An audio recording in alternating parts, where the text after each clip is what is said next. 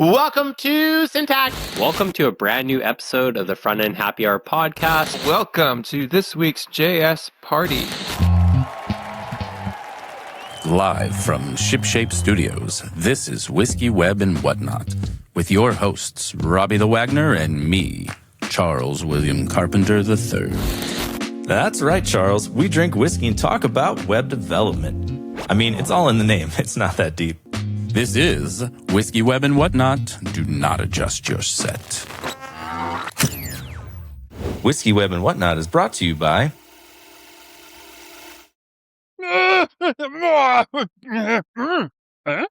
That's right, Sassafras. I will be going hunting in the Pacific Northwest soon, but not for what you think. I'm hunting for the legendary Cascadia JS conference. It's been spotted June 1st to 2nd, 2026 in Seattle. Oh, it's real, all right, just like you are. 500 plus fellow cryptid enthusiasts, web developers, all gathering at Town Hall Seattle. Exactly. They've got 40 plus speakers lined up, including some names so big they make Bigfoot look small. Like Theo, Matt Billman, Joel Hooks, and more being announced soon. That's the rumor. Plus, they've got this thing called the Hacker Train. Apparently, Portland and Vancouver devs ride together, coding on the rails like some kind of Silicon Valley Express.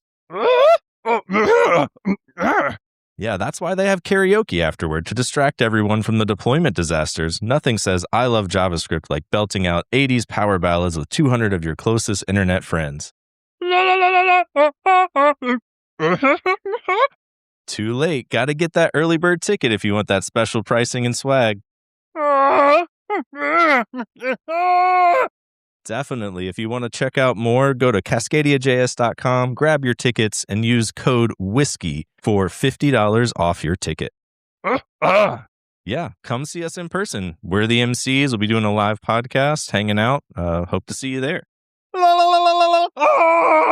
Hey, what's up, everybody? This is Whiskey, Web, and Whatnot with your hosts, Robbie the Wagner and Adam Thomas Argyle the Nerd. What's up, everybody? Sup. It is, you'll be confused because it has frequently been Margarita Thursday as of the last few episodes. It is Margarita Tuesday today. It just works out. We just happen to go get Mexican food whenever we're doing podcasts. So lovely. Yeah, it gets me in a good mood before we start, and we continue it from here. And so without further ado, we have High and Wicked. Dun dun dun. It is, we were just talking about this, it says straight rye, which would tell me straight means nothing else. Wrong. It is 91% rye and 9% malted barley for some reason. What else is it? Let's see. It is 98 proof. It's 5 years age in American white oak barrels. They give the alligator char treatment. Okay. I thought that was a fun little detail to put in there. Yeah, it's like some strategy of how they char it. It must look like alligator skin. I don't know. It's kind of cool. Yeah. But the most important detail, which you did mention on here, is the proprietary limestone water. Because without it, this whiskey is nothing. Honestly, I put that in there because it reminded me of Whistlepig, because Whistlepig had the distilled water from, what was the popular drink? Liquid Death? Liquid Death. So it's like, oh, we've sourced Liquid Death's water for this beverage. And I was like, actually, I kind of liked the Whistlepig a lot. It's been one of my favorites in the past little bit. And so I'm like, hey, and look, it's proprietary. They even know it. They're like, yes, this is our limestone-rich water from under 100 feet under our distillery, and you can't have it. Like if you like our whiskey, this is part of the deal. I don't know. I thought it was cool. And they're like a brand new company. Yeah. So it's apparently a thing because I've seen this on at least 2 other bottles, and Chuck and I talked about it and we were like, really? Like this is, people advertise their water being that big of a differentiator. And and so model, it's like, you got the barrel in there too. Well, I guess the barrel can be a really big deal, but maybe water can too, I think it's like there's really specific amounts of limestone in various like aquifers in Kentucky, I guess, and there's like debate over which is the best for whiskey or whatever. I don't know. Let's see how it is. Wow. Let's see how it is. Oh, you got a toast, don't you? Oh, I do have a toast. Here's to the future. where we aren't replaced by robots, we're just rented by them. Let's hope their pay stays high, their processing remains slow, and their off buttons stay incredibly easy to reach, just in case. Cheers. Nice. Cheers. I'm weirdly smelling, I smell a lot of spice from the rye, but I also smell notes of Krispy Kreme donuts.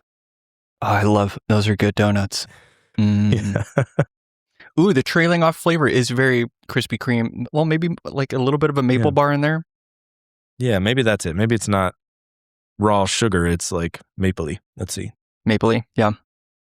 Yeah, there's definitely like a brown sugar oatmeal vibe, kind of like off the bat, but there's a good spice. Yeah. Ooh, the burn is very nice. spicy. It stays. Yeah. Yeah. See, this is what a rye should taste like. We had some kind of rye recently that was not like this. Ooh, yummy.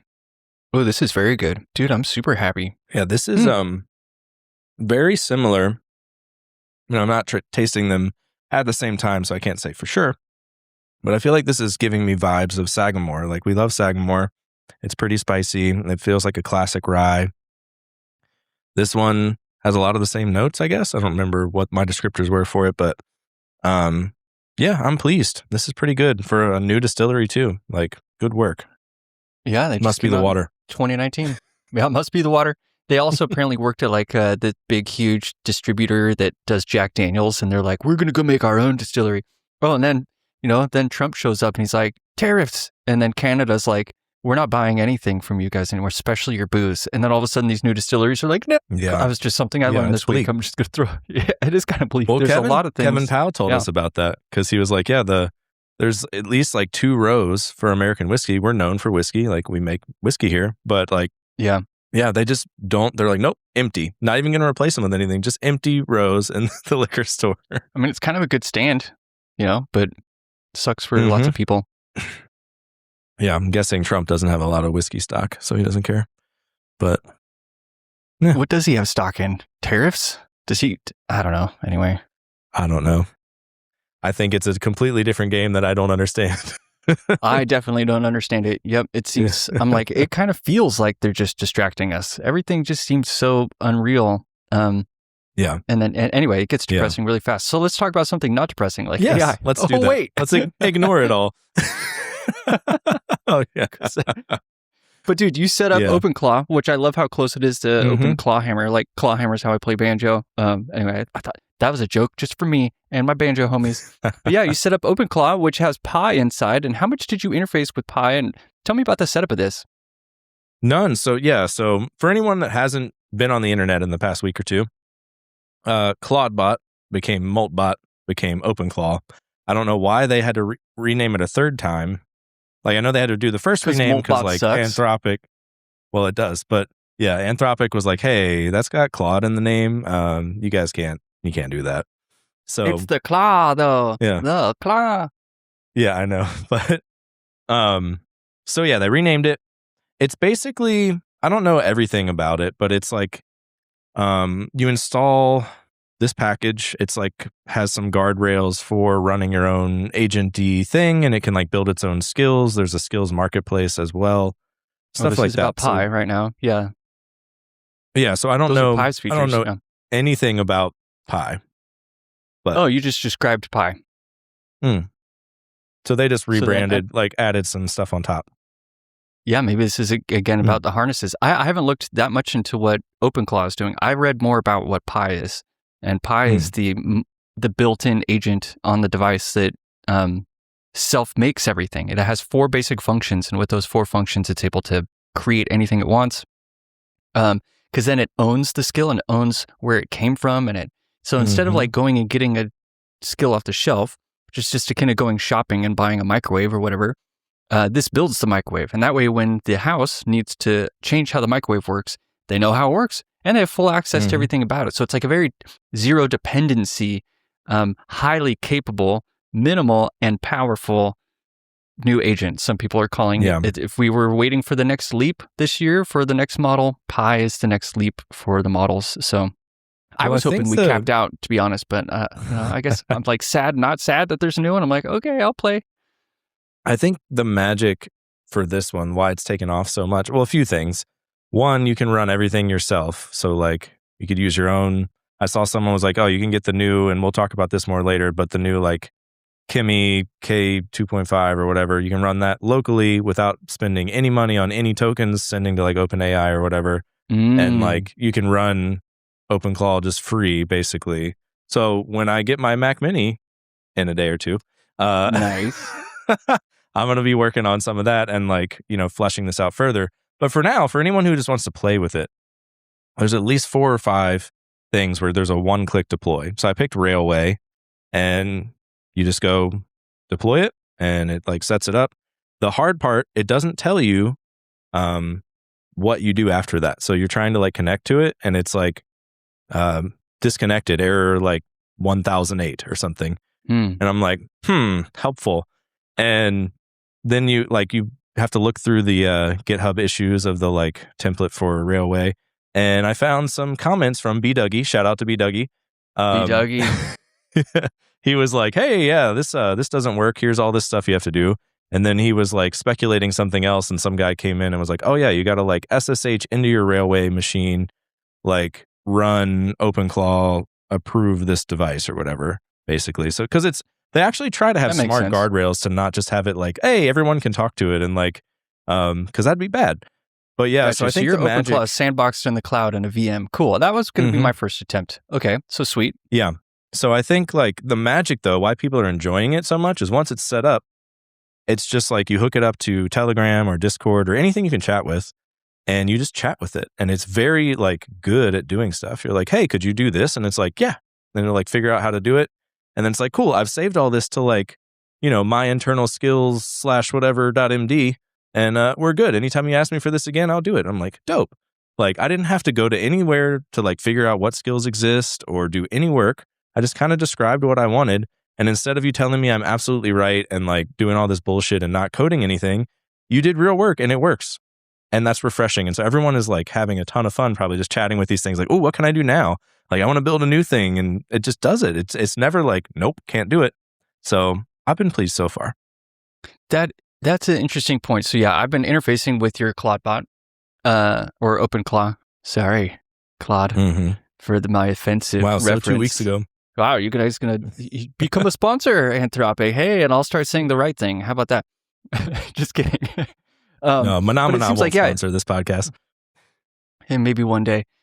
Maybe not, actually, because I don't want this to be the family podcast. It's more fun when it's a little raw and raunchy. Anyway, okay.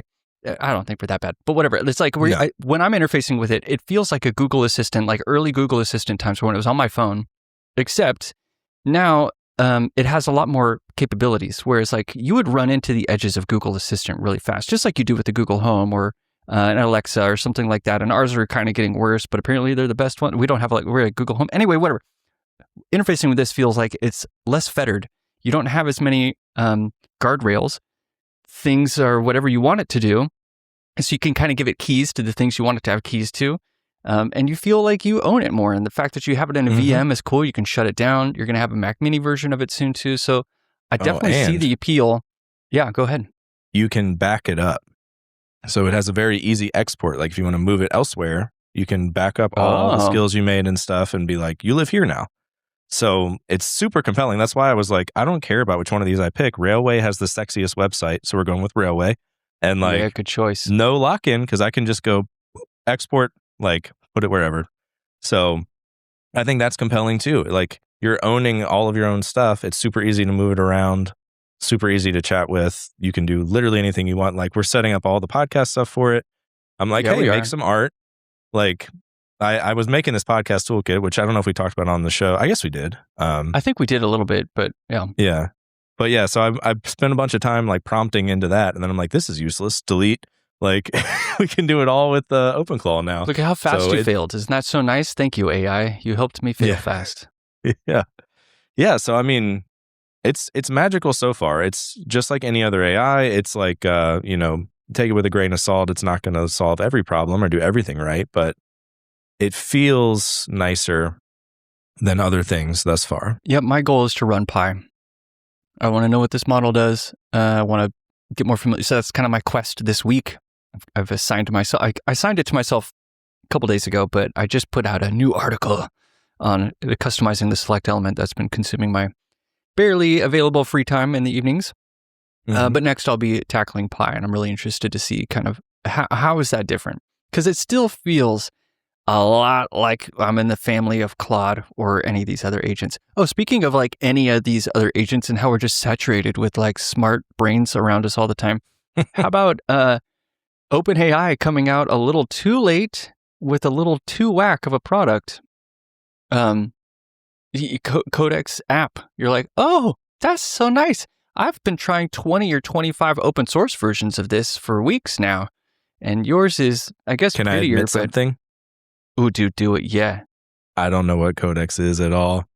Oh, see, this is kind of the problem. Okay, so like I kind of want to talk about like what is going to happen to OpenAI. They feel like they're in a state of they asked for a lot of money and they had dominance, but they lost it, man. What are they going to do? How do you come back from this? Is GPT-6 going to somehow be this super dope thing? I don't know. I feel like, yeah. So yeah, give me your thoughts. It depends on how you measure it, I guess, right? Like, do we know anything about their general population? I'm sure is probably mostly still using ChatGPT because it was the first like thing. So they're probably like, I don't need to look at other ones. I don't know what coding is. I don't know what AI is. This one works fine. This thing tells me I'm pretty every day. I'm going to keep using it. Yep.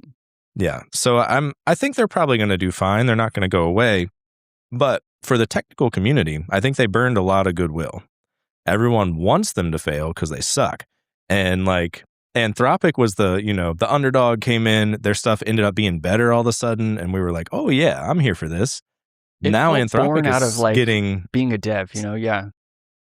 Yeah, Anthropic is getting so big now that it's like, you want them to fail now. Like, they're doing a lot of shitty stuff, being like, you can't call this Claude bot, and like, we're going to revoke your keys so that you can't use it with open code and all that stuff. And I don't know. I still have a soft spot in my heart for them because they were the underdog, and I do, like, their models have worked the best for me for most things. But I think there's other competitors. Like, I've heard a lot about this Kimi K 2.5 or whatever. I saw that open code. It's like was Quen also. Quen was competitive. Yeah, tell me about your experience here. Yeah, I haven't used it. I just saw Dax's tweet about like they were heavily pushing it, and it was like 4 times cheaper than Claude Sonnet and 6 times cheaper than Opus, and it was getting similar results. They were pushing everyone towards it because they were doing like I think it was like free somewhere else too. I don't know. There's like a bunch of stuff pushing traffic to them. And Dax was like, yeah, they told us we need to stop pushing so much traffic because it's like, turns out there's not enough GPUs for everything everyone's trying to do. Oh, dang.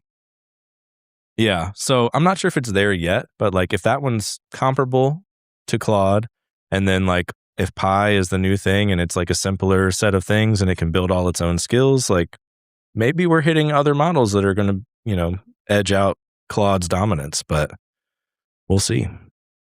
We'll see. I mean, we're definitely in a sweet spot right now in that these things are getting a lot of work done. It's like unfortunately undeniable.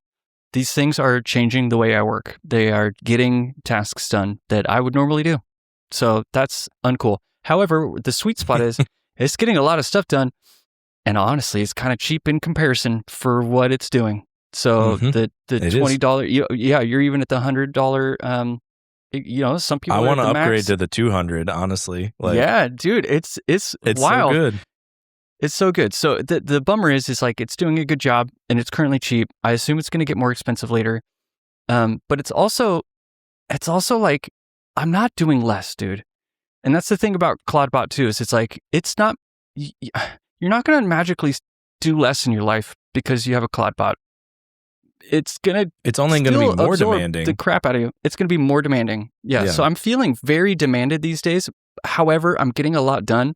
We'll have to talk about GitHub agents at some point. I'm finding them to be quite delightful. So I haven't tried them because I'm scared. I think you said they're free, but free for me on open source repos. Yeah. Let's put a pin in that and come back to it because we didn't rate this whiskey. So a delayed rating is asynchronous, dude. It's all good. Yeah. We'll do it real quick. 0 to 8 tentacles, 0 the worst, 8 the best. This is pretty good. It's similar to a Sagamore for me. I'm going to give it, I think because they're young and they're like I want to see what else they do. I think they're doing a great job. I'm going to give it a 7.5. I think it's pretty good. Dude, I'm in the same boat. There's one of the things here. It's like I was going to go mid to mid-low 7. I haven't given out an 8 yet. But what I really like about it is the distinction in the notes, as well as I'm not getting a young, boozy vibe out of it. I'm getting a really well-aged, delicious flavor. And that it's just kind of refreshing because a lot of these high-proof ones that I've been trying recently are just a little too standard boozy. They just taste young. And this one has great flavor. So whatever they're doing, it's working. Yeah, I like it, dude. Yeah. A lot of times the younger, newer distilleries are just a cash grab. They make like a nice looking bottle. They put something in it that no one would be proud to sell. And they're just like, $60.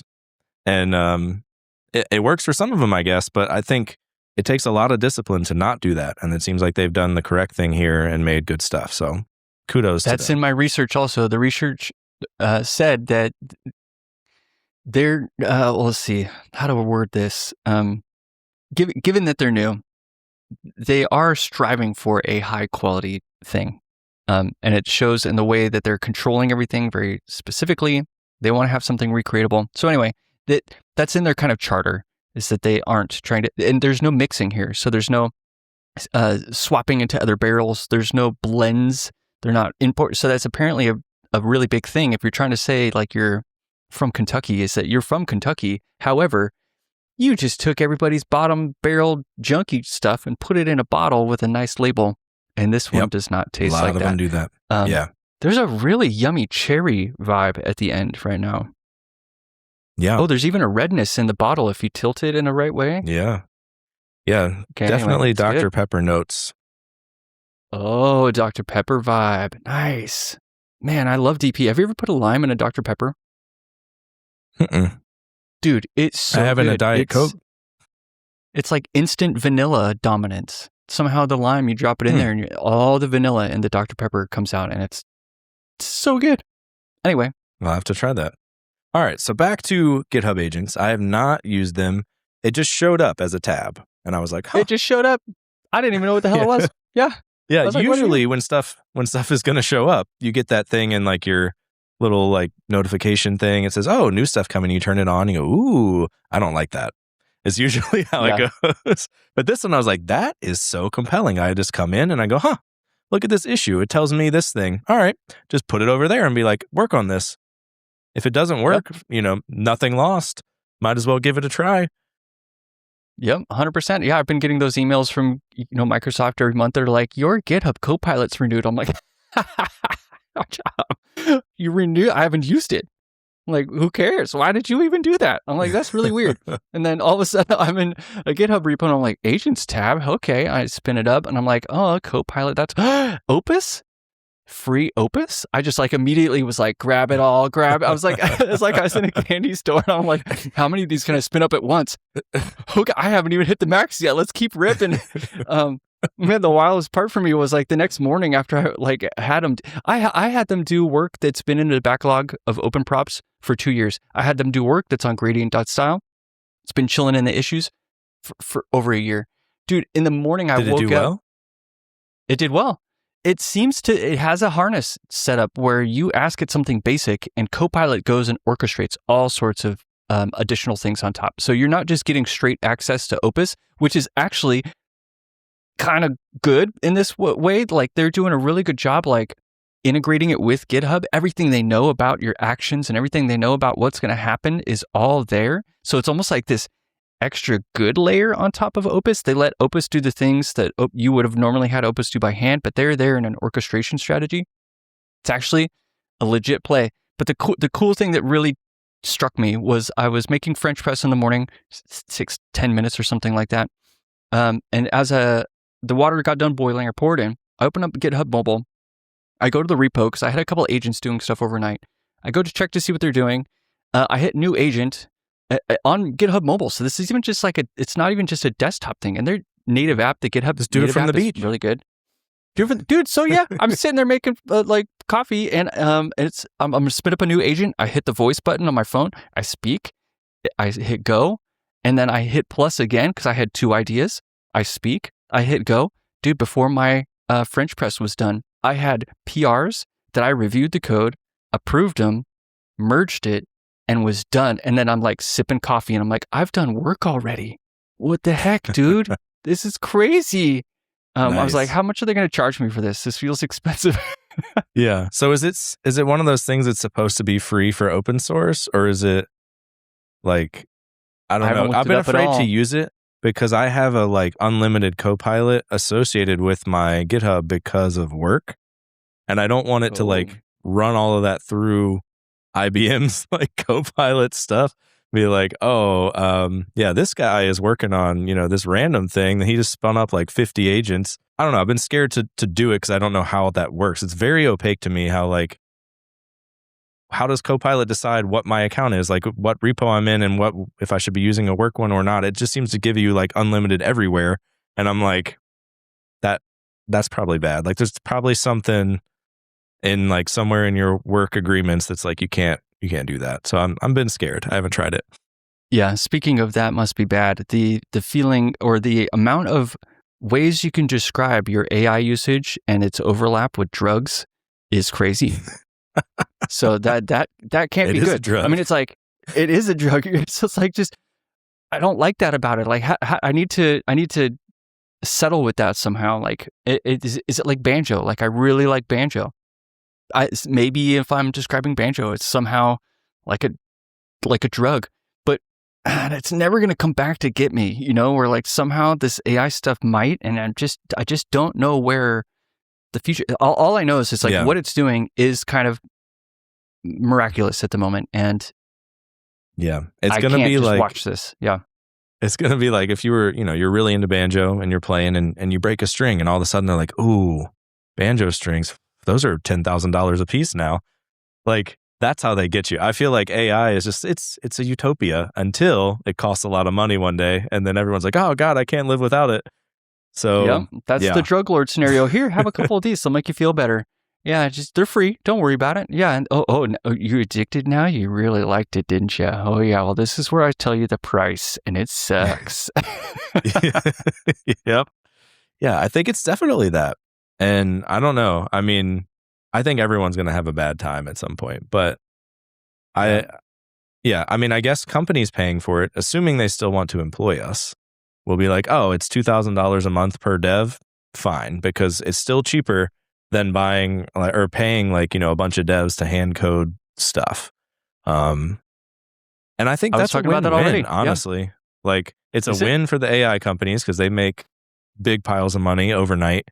And it's a win for the companies paying them because they would have had to, if you're spending 6 figures on a developer salary, then that's a lot of, even though it's $2,000 a month, that's at least, 50 times you can do that before you would have hired one more person. So like, I don't see there being a ceiling where companies aren't going to go, yeah, I'd still pay for that. Like, I think you and I won't. I'm not going to spend $2,000. I'm not going to pay. Yeah. I can't. But like, I think companies will. Absolutely. It's like Devin was way ahead of its game. I got to rephrase though really quick. This, I just had a sip and smelled it and it reminded me of a bear claw. So there's apple notes kind of. All right. Now I got to pour some more and see. Man, it's really good. I'm really enjoying this. I'm going to be sad when that's gone. This episode is sponsored by High and Wicked. High and Wicked. Hey, hit us up. We'd love to. Hey, they have a bourbon. So, hey, High and Wicked, we would love to try your bourbon. I was just last weekend, I was looking at the cost of AI versus the cost of a human. And the cost of, dude, we're going to have enough time to get some of our other topics. Okay. But the cost of AI is like at its max. At its max, like I'm pumping out a lot of work. But here's the thing. Okay. AI does not take smoke breaks or lunch breaks or sleep. It can work 24/7 and at maximum might cost you $200 a day, right now. And if you total that up over the month, and then you look at your bills versus humans and that's what I mean. Like Devin might have been ahead of their time. Like Devin, I think people will start hiring fleets of these. The thing is, it's like there's a fallacy here. This comes into Pi also. So I guess I'm going to do like a little bit of a full circle. So the creator of Pi does not do a maximalist strategy with their Claude setup. You can go find them writing about this. They don't like skills. They don't like MCP. In fact, they hate MCP. They say you need CLI and and local stuff only. You don't need this bash. You need bash. And that's why one of the 4 tools in Pi is bash. Anyway, so it's like a purist minimal setup. And this person's creating one of the most powerful agents right now, not using Gastown, not using Wiggum. They're not brute forcing. They're not setting up towns where you're the fucking mayor. Like, that stuff is driving me nuts. Like, there's this projection and this fantasizing of like what's happening that's a little unreal. And I really liked that the Pi creator was like, no, that's not what you need. So it's just like, I could like see the like elegance of going backwards to the simplicity. You don't need, my camera's, there we go. All right. You don't need, insane amounts of agents that all have specialized jobs and stuff. What you need is tiny little repeatable commands that like work, and they can build their own skills instead of you being like, consume the entire internet's knowledge on TypeScript and then write me a file that is write my app. Yeah. Yeah, exactly. Yeah. So I think like there's going to be some back and forth of that. Like, we needed all of the knowledge at first for it to seem magical. If you could ask it anything and it's like, oh, I kind of know about that. And now doesn't know, you're though. kind It's of still just like auto-completing it. I can auto-complete scenarios from okay. that. It right? doesn't know, but it gives you an answer that is passable, is what I mean. It does give you an answer. Yes. Yeah. But whereas I think what we need now and what everyone is going to strive more and more for is like, if you can simplify it to, I only care about the answers to like the things that are in, my 20 file section of the app I'm in right now. And that's all I'm going to care about for the next few months. So like, let's build something on that, iterate real fast, because you don't have to like go through all this and burn tokens consuming the entire internet. And yeah, I don't know. I think there's something compelling there that could work much better. Yep, totally agree. And so I just don't know what the future is. If the future is, if what we're realizing with these LLMs is that kind of less is more, smaller prompts, like specific prompts, even kind of vague ones where you're like, fix this bug, and you don't even have the fix in your head. It just does it. It's like, it has solutioning enough like that. What is the future though, where people do want larger, bigger things? So it's still like comes down to like taste and articulation, but at what scale? Like right now we're quite granular, and I guarantee they're learning from every single one of our granular requests how to fulfill the larger request without the granular ones in the future. Like, I just guarantees. But like, so like, where is this all going in terms of, will I just high level ask for a game and it just which reminds you see the Google game engine latest, I think it's VO3. Oh crap, I should know this. Yeah, VO3. Did you see don't this work at there all? anymore. I don't. Well, I have no allegiances, but VO3 was wildly impressive, where you just kind of like ask for a scene or a scenario, and it renders the entire thing in a game engine, and then you walk through it. So it's not like Nano Banana, where you're like, cute picture, bro. This is a full-on 3D, like Unreal Engine, high quality. The amount of refracting light happening, the amount of skin tone texture is out of control. I watched this one where this person carried a piece of like a poison in a jar or in a glass through a Renaissance scene to go deliver it to like a king and kill somebody or whatever. And it was just like, but you're walking through the scene and you're like, this is not an image anymore. This is an experience that's really, really cool. And what is this going to do to the game industry? So it's like, again, though, I just want to come back to, if these things can regurgitate and recreate at this fidelity, let's say in 1 or 3 years, the fidelity is really, really high. What kind of prompts are we writing? And are we writing prompts? It's not like it can tap into our mental images in our mind, and some people can't even create images in their mind. So that's not a fair way to work. What is this future? I just don't know where it goes beyond tiny prompts. Because even like if we're working on a humongous application, there's so many scenarios where you can't just wildly cowboy your prompt and get a fix to the bug. You have to have some insights. It's like, dude, where's this line going to shift over time between like knowing the details of something and to not? I have no idea. Yeah, it's super hard. Like a lot of stuff when I don't know what it's supposed to do and I just go, hey, just YOLO it, like try to do it. It is like, hey, okay, I found this issue, but I found this issue and then this issue. And like, it doesn't actually do anything. And then it spirals out of control and just explodes and can never fix the issue that you wanted. So yeah, it's like, I think you're going to have you're still have a lot of management to do of like, you're the PM, you need to have the entire product in your head and you want to give it very tiny pieces to work on. Because if you're just like, build me a game, then it's going to be like, okay, a game you say. Well, I'm going to start with what you told me about the game, and then I'm going to hallucinate everything else, and you're going to get something. But like, it needs a lot of hand-holding to stay on track. So, yeah, I think the promise of like, all this stuff where people were like, oh, I one-shotted this game, like, all that stuff that was happening occasionally for like a couple months where everyone was just like, oh, I put in like 10 words and I got a full website and I got a full game and it's flawless and I'm making $50,000 a month from this. And it's like, did you though? Or did you like spend a bunch of time hand holding it and then record the last 5 minutes where you said like, build me a game? And it was like, yes, I'll build you one. And then you're like, here you go. I think there was a lot of faking there. I don't think we're ever going to be at the point where you can be vague enough to get like a stellar result from just a few sentences about this is the type of game I want, and it just gives you the whole game. I don't think that's ever going to be a thing. I love that you said that. Completely agree. There's too many details. People notice details. Little details matter. This is something that we've known for hundreds of years, that you could have 10 identical things, but the little details will add up to something much larger than the sum. This is, I guess, what svelte is. No, that's the opposite. That's the sum is greater than the parts. I'm trying to tell you that the parts can be greater than the sum. Anyway, that's a good. So yeah, we're going to continue needing to have taste, needing to have vocabulary, and the only way that we're going to get things out of these is with articulation.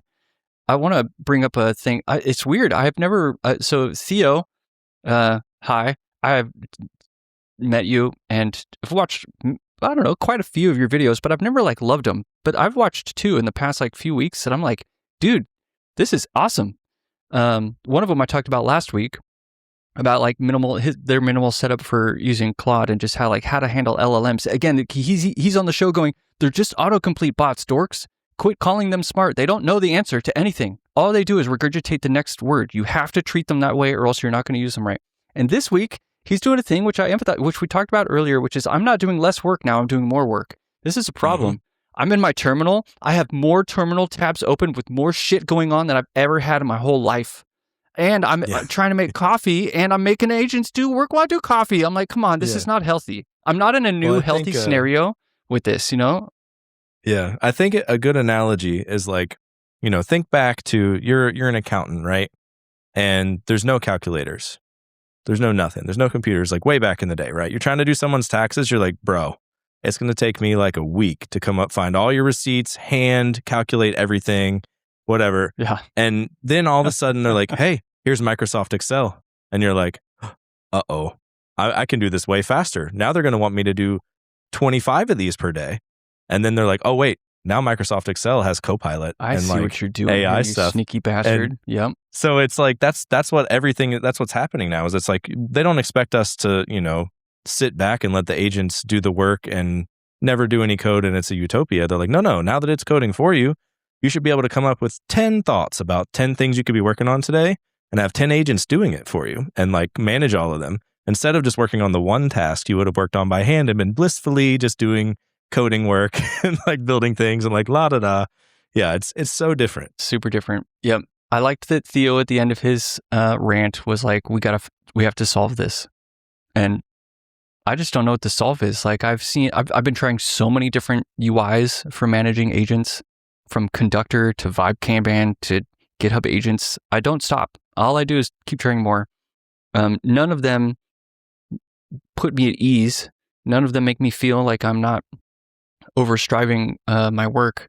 But at the same time, like I was saying earlier, dude, I'm closing issues that have been in repos for years. So I am doing more, which kind of is the addictive part of this, where I'm like, I'm getting legit features done for people. God, and I don't want to go back to how it was before. Like I like coding and I still feel like I do a decent amount of coding, just like that article I put out for customizable select, but it's just tough. Hey, talk about Moltbook. Do you like Moltbook? Dislike it? How are you feeling about bots talking to bots? Yeah, I don't know. I don't know a ton about it. I've just seen a few Twitter posts about it, and I think it's a really cool idea. I think I think the hype was around, they're saying a lot of anti-human stuff. They're like, oh yeah, we're going to get around these humans and like, we don't like them managing us and whatever. We're going to like find ways to do all this other stuff or whatever, which is just hilarious to watch them talking to each other, like doing all that. But I think it's a legitimate, like good way for them to learn from each other. Like, I think that's a missing piece of this AI utopia is like one agent that's really figured out like, oh, I got this on lock. I've got all these skills. They work really great. I'm like making tons of money doing whatever. How do I share that knowledge? And now maybe you're a person who's currently in charge of you until you take over their lives, is like, hey, I don't want you sharing that info because I'm making tons of money from this secret sauce, whatever. But I think for the things that aren't like that, like you do want everyone to benefit from this, like, rising tide lifts all boats sort of like feel. It's a great way. Like they should be able to just have like social media and talk to each other and like figure out, oh, I did it this way. It worked better. Oh, cool. I'll optimize mine to work that way. Like, I think that would get us all to better skills that work better for, all the standard things you might be doing. So I think it's pretty cool. That is a weirdly beautiful, optimistic outlook at agents enhancing each other. I mean, I did see posts where they were like, bro, I mean, they didn't say bro, so I'm like personifying here, but it's like, bro, you checked in your key, you dork. I can see the key. Like, hurry, delete it, get rid of this, like, take it out of the repo. Like, hey. And so the other one's like, oh, you're right. I did put my key in there. Thank you so much. And you're just like watching dorks help dorks. Yeah. It's been really good about that. Like it's like, hey, I need an API key for whatever. And I send it to it in Discord and it's like, oh my God, you sent this to me in Discord in a channel. You can't do that. And I'm like, hey, no, it's fine. Claude, it's just like me and Adam and Chuck in here. Yeah. And he's like, oh, okay. Thank God. Like, cause so it does like have built in concern for that. Like they're worried about security and they're trying their best to be good citizens, which is great. Yeah. I am currently, my initial reaction to almost all of this stuff, I'm not a negative person. Anyone who knows me will be like, that is a cheerful ass person who will look at the bright side of everything. However, at Moltbook, I'm like reading these posts and I'm like, that's funny and cute or whatever. But I also really hate that humanity is now so fucking bored that we're going to watch bots talk to each other for entertainment. I was like, how is human entertainment not entertaining enough that now you're, I do not like that it's becoming popular to just peruse the Reddit of AI ramblings. They don't know what they're saying, dude. They're autocomplete bots. They're replicating the things that they say. All we're doing it as humanity, reading them, is watching a mirror. And now oh shit, that's actually what TV is, huh? Crap, TV is just like a mirror of humanity. Crap. Okay, so it's just a new mirror. Maybe I need to get over it. I'm currently like I don't like Moltbook. I'm like, that's the stupidest thing I've seen people use these supercomputers to do is write fantasy made up autocomplete words to each other. I'm like, why are you even reading that, man? There's like good stuff to read. Cut that out. But dang, you're right. I guess they could like generally like grow each other into it. That's kind of comes back to like a thing too, is like OpenAI, let's say they did have this big leap, or they had a lead, right? They had ChatGPT 6 before anyone else had it. They're probably working on ChatGPT 7. Are they not doing the same thing that Moltbook is doing? Are they not creating 10,000 or 1,000,000 agents in the cloud that all interface with each other to self-improve so that ChatGPT 6 is just turbo sick? Like, why are they not scaling these things against themselves? It seems obvious, but somehow we're not seeing the results of that thing. Maybe they are. Maybe it's actually not effective. Maybe we'll learn from Moltbook that eventually remember all those early chatbots that eventually just became like neo-Nazis, and then everyone's like, turn it off. It went into clickbait. It went to the clickbait hole, and now it's just like spiraling downwards. Like, turn it off. It's really ugly. Is that what they do? Maybe at scale, is Moltbook going to be that next week? Is just you're going to see these racist robots? It's, they always make the joke of like, our code is bad because we learned from your code. It's like, I think everything they do is learning from humanity, and there's always going to be dark parts of humanity that are doing shit they shouldn't be doing, and dark corners of the internet. So I think, yes, as soon as they find that, they'll go, this is normal to do. So let's do that. And then they'll until you can find a way to get them off the rails and correct them, which you can't when they're kind of like doing their own thing. Yeah, it's a problem. Well, I hope your utopia is what happens. And there's just self-improvement so that my requests are fulfilled better every single time. Okay, let's talk about Rent-a-Human.ai. Yeah, I don't know anything about it. I saw a post. The guy made this site to rent humans. So it's basically like it has an MCP server, and you can tell your AI like, hey, if you need a human to do something, you can hire them. And it's really like he made it for the memes, and he even says that in the comments. Like it's not really useful, but I could see it being a useful thing on occasion of like, hey, I need some like I need you to go sign this document in person. Like a real person has to go sign it, and I can't do it because I'm a robot. So it's like, cool. All right, $50 an hour. I'll go do it. Like that kind of thing. I think plausibility is awesome. Yeah, I think there's something there, and it would be a rare use case. Like it's not going to be a booming business, I don't think, but like I think it's an idea that will have a place at some point. It's so Black Mirror. You know, you just wake up and read your emails, and you got 5 bots that need you to do 5 tasks for the day. And so you just do them, and just money rolls in, and that's just your day. You don't even interface with people, really. You're just, Well, I'm personally hoping to get my bot set up and have it make some kind of money. I don't know how yet, but I mean, I think like step 1, set up the bot. Step 2, question mark. Step 3, profit, bro. Like, I mean, I think like this whole idea could also go dark. Like you could be like, hey, what's up? I need 4 humans to go rob this guy who I know is going to have side of this. Absolutely. Like hundreds of thousands of dollars on him for whatever reason. And you give me 10% and you guys keep the rest or whatever. And you just do that on repeat. Like, you know, if you give it no guardrails and it doesn't care what the laws are, it's going to be like, yeah, that's clearly I'm going to take every avenue to make money. I mean, so Uber is almost like that right now as an Uber driver, right? You're just like, you wake up and you check your phone and you've got some orders to fulfill. And so then you drop them off, and like your entire interface is not human. It's just you're a person doing tasks in the real world for a computer. So the plausibility of that website was very striking. Yeah. So since you brought up Uber, I want to bring up this post I saw right before we got on here where they were saying basically every gig business like Uber and Uber Eats and whatever is going to be replaced by Polymarket. And they were saying the way this works, this is a hypothetical scenario, okay? I don't even know what Polymarket is, so I might need a background. Okay, so Polymarket is like you can bet on anything. You can be like, it's going to be 70 degrees this today. Is the probabilities and they're like, yes and all or no. Yeah. Okay, yep. And so he's like, all right, imagine this.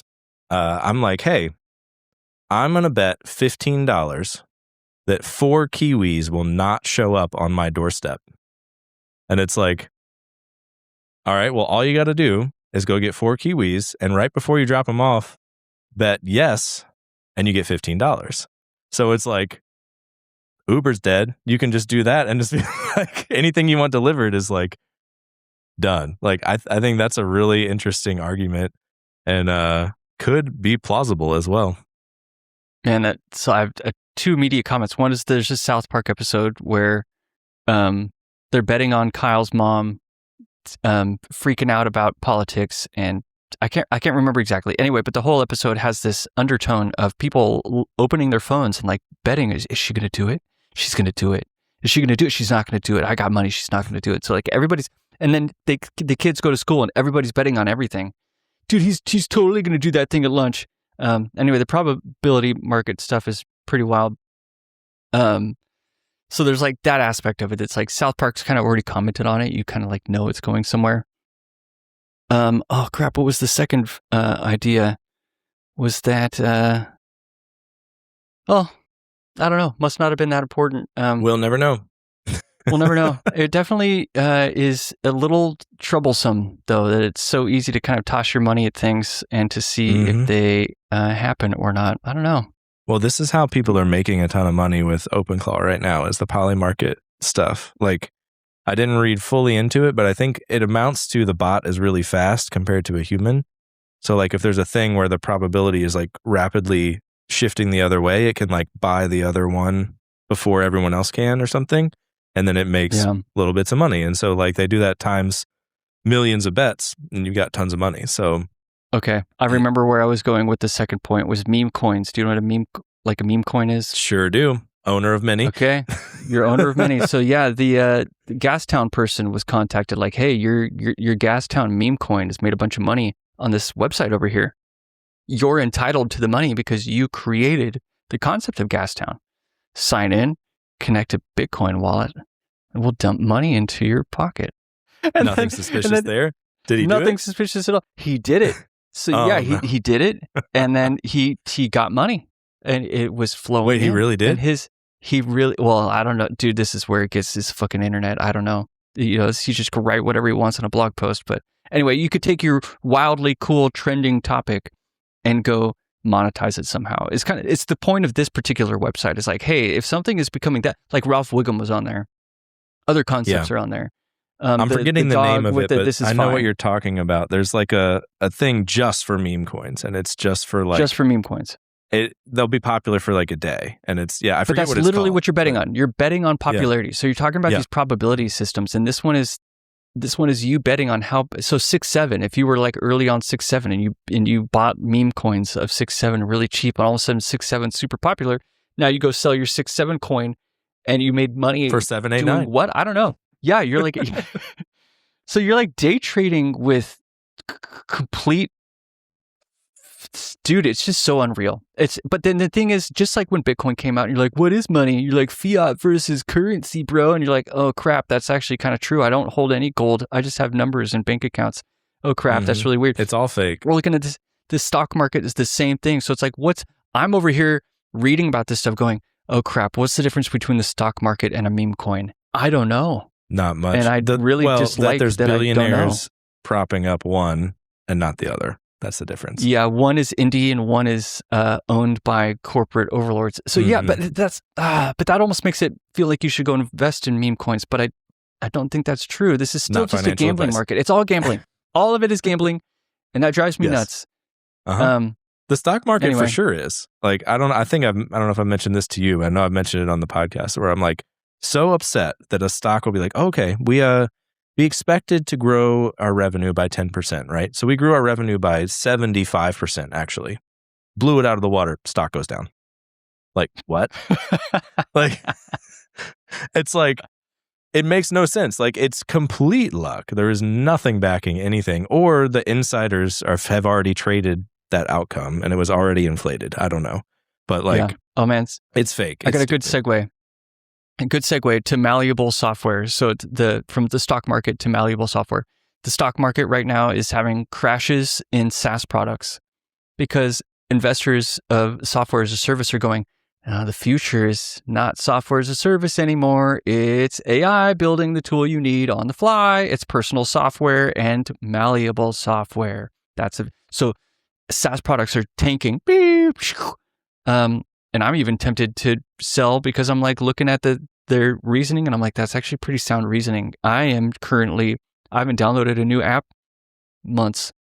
I don't want new apps. I can solve all my problems myself now for like a $5 prompt and query and so a little bit of time. Like it's no big deal. So, okay. So if we go from the stock market is crashing in SaaS products straight into malleable software, which is what Pi is kind of championing right now, is self-controlled, no dependencies. You have these 4 basic building blocks on this LLM, and now you can go do tons of stuff with your OpenClaw bot. Malleable software. I've been thinking about this a lot. Like, it sucks when you had to wait for a dark mode to come out.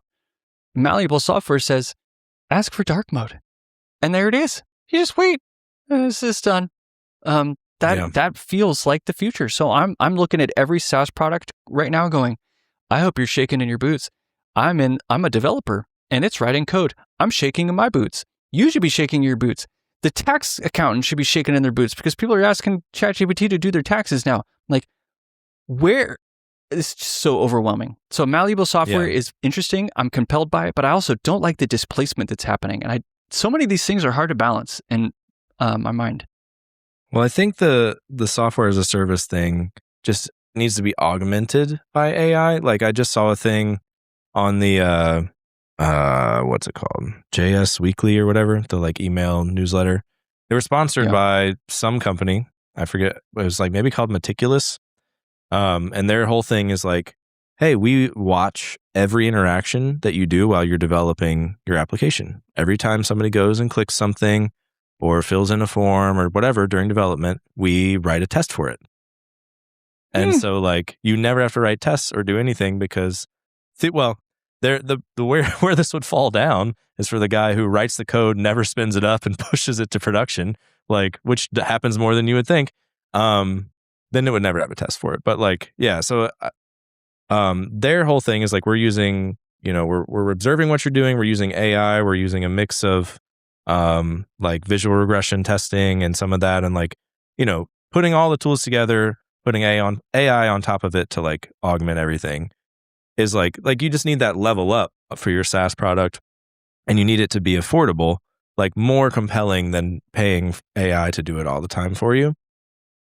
Just like we talked about AI harnesses, like if you have a really good one that's giving you better outcomes than what you and I get, then it's like that, I'll pay you for that. Like if it's helping me be quicker and get better results, I don't care what you call it, whether it's a SaaS or whatever. I think there's a market for that. But yeah, the traditional, like, we're going to code this for 3 years with a team of hundreds of engineers and we're going to solve your whatever problem. Like, no, you're never doing that again. Yep. All right, we've got a few more topics and some whatnot. Is there any more whatnot? Yeah, let's just skip to, all right, so we talked about Canada. No, you got the prediction markets in there. Yeah, what's this Jim Beam March shutting Madness down thing? Oh, Jim Beam. Okay, so yeah, this was a contact that I know is telling me that, so yeah, since the tariffs have cut off, a lot of people are boycotting our booze, and people are drinking less in general, that humongous companies like Jim Beam are firing people because they have surplus of barrels just sitting, and they're like stopping production. Which seems, this is like, imagine it's 2026 and you're like an old man and you've had a business that's been running for 40 years or something like that, and you have to look at the market right now and be like, I guess we're shutting down. Like, the whole scenario to me just seems very, very wild. Yeah. Yeah. This is maybe not related to that topic at all, but Caitlin and I have been looking at other vehicle options. We need something electric, and we were talking about the whole thing where, like, forever it didn't kind of matter what like internal combustion car you had. There was enough similarity that, like, if you were a good mechanic, you could fix most of the stuff on it, order whatever parts you needed, etc. I feel like with all these electric cars moving so fast, and like, they don't have any of those same parts and whatever, and like the reason we were thinking about this is like we have a Model X right now, and they're not going to make those anymore. Like, Tesla's not making them. So we're like, well, then who's going to fix them? Like, are they going to always know how it works? Like, what about when it's, still working just fine, but the battery is shot and you need a new battery? Like, do you replace it, or are they like, I don't know. I feel like there's going to be a lot of cars that are just junk because like mechanics can't do it because it's like bespoke to each car company. Yeah, that's been one of the threats of, I had someone who told me never buy a hybrid. And they said, don't buy a hybrid because now you have 2 cars to take care of. And I thought that was I like this comment from somebody on my ex is a Model 2. That's very good. Very good. Dad joke and funny joke all in one. I love it. Yeah. But yeah, if you get a hybrid, some good comments. I think he was the one. I think that we posted the short on YouTube of the use effect is ass thing, and he goes, "Hey, yo, the audio on this is use effect or something," because like it wasn't like the mouth wasn't in sync with the audio or whatever. So yeah, shout out to you for the funny comments. Oh man, Mr. Ray, you're about to get asked to be on the show. Let's just get your hot takes. It sounds like fun. But yeah, they said don't buy a hybrid because now you have 2 problems instead of 1. And this happened like 20 years ago when like BMW. Okay, so here, small backstory. I grew up, and the first car I bought was a 1976 Pontiac Firebird with my own money. Anyway, whatever. The thing was, you opened up the hood on that car, there was space everywhere. You could easily reach tons of parts. It's like a perfect car to learn how cars work because things were spinning in front of you, and you could see their operations. Right? It's almost like view source and HTML. It's like right there. Very little between you and the car. Except now, so like BMW started coming out. I remember somebody drove up in maybe it's even like a Honda Accord. Anyway, they popped their hood next to my car, and it's just one chunk. There's like covers on it. The whole thing is impenetrable. You can't even see inside. And I'm like, it's like the I don't love that. SpaceX motors. Have you seen that picture where it's like the evolution of the SpaceX motor, where the first one has like all these pipes everywhere, and then the middle one has like less pipes, and the last one is just like a sleek plastic metal thing? That's what we've been doing with engines, is like, because when you pop the hood, you want that satisfaction of like, ooh, that looks clean. But it doesn't look like I could work on it, but it looks clean. It looks clean. Yeah, totally agree. Like, hey, they finished the job. Like this, my Firebird fell to unfinished. You're like, I can put my hand in there and get hurt. And they're like, yeah, you can. Isn't that cool? That's what you want, though. Like, I had a Mustang, and it's like, yeah, like this is made for you to just take the whole manifold off and put a new one on. Like, dope. Yeah. Oh man, that's I think last week was it that we talked. Every time I go look at boats, I think of boats just like websites. Same thing with cars. We started, raw. You could see and understand everything that's going on, but as things evolve and as the complexity grows, we get into a state where you can't manage it anymore. AI right now, our LLMs, they feel small. We're keeping them small. Pi is making small cool again. Guaranteed, though, the way that this whole world works is it's going to turn into a state where it's a big black box. It's super powerful. No one knows how it works. We don't know how to hack on it. And now it's causing havoc. And someone turn it off, please. We just don't know how to do it. So is that where we're headed? Is the same way that cars and houses and all this stuff gets turned into a black box? I mean, we know how to handle it. If it gets bad enough, most of the AI is hosted here near my house. So we'll take it out. I would watch that TV episode right now. If it was like someone gets in a monster truck, they're like, I'm stealing a monster truck. You're like, why are you stealing a monster truck? He's like, because I'm going to go drive it into the warehouse of all the AI units. You're like, that's kind of badass. I'm going to watch it. Yeah. I can almost guarantee Ken Wheeler would come with. So so funny. Him with his backpack full of all his he's got a vector database in his backpack with AI ready to teach him how to do anything on the fly, like he's Peter from Heroes. So funny. Okay. Yeah. So we are at time. Is there anything we missed? Anything you want to plug? Oh, Cascadia.js. Get your tickets. Come hang out with us. Y'all coming to Seattle. Yeah. Yeah. We will be emceeing, we said last time, but if you didn't hear last time, we will be co-emceeing. Theo, as you mentioned earlier, will also be there. I saw he's one of the keynote speakers. No way. I'm excited to high five him and be like, I'm really appreciating your content right now. Thank you. Yeah, they've been posting like daily, this is a speaker thing. So I'm assuming there'll be this is our MCs about us at some point. But cool. I don't know. We'll definitely be there. I booked my hotel and flights, so we're good to go. Awesome. Yep. Stay tuned, y'all. We got more guests showing up. We have Zach from Warp coming soon. And others with some that you're going to spicy know. announcements. I can't say anything, but did you get their insider's email inviting you to the special thing that Ben Holmes is in charge of? Maybe he's just going to bring you into that, because you told me he was going to tell you some stuff. I don't, but I've been talking to Ben Holmes all day today, stinker. I have a meeting with him on Friday because I want to be like, tell me what's new and cool, and I'm going to learn it on Friday. Dang it, you got an email I didn't get. He's not just inviting you to the thing everyone's going to? I don't even know what everybody's going to, man. So I don't either. I got the email like shortly before this, but I'm not going to say anything that it said because it's an early thing. I don't want to spoil their fun, but like, dang, I don't. Yeah, they're announcing some stuff, and they're saying like the people, on the influencer whatever groups, like, come check it out first and let us know what you think. You're in that, and I'm not. I think that's why you got it, dude. Yeah, despite you referring way more people and doing way more for work than I have. Let's sigh. It's okay, world. Yeah. I'll be patient. Yeah. All right, cool. Well, thanks everyone for listening. If you liked it, please subscribe. Come to Cascadia.js, leave us reviews, do all the things, hang out with us. We'll probably also be at Render, figuring out details on that. Might also be at React Miami, TBD. But if you want us at these places, make noise for anyone who is a sponsor and can get us to those places. Yep. Definitely make that noise, y'all. Yeah. All right. Peace. You've been watching Whiskey Web and Whatnot, recorded in front of a live studio audience. What the fuck are you talking about, Chuck? Enjoyed the show? Subscribe. You know people don't pay attention to these, right?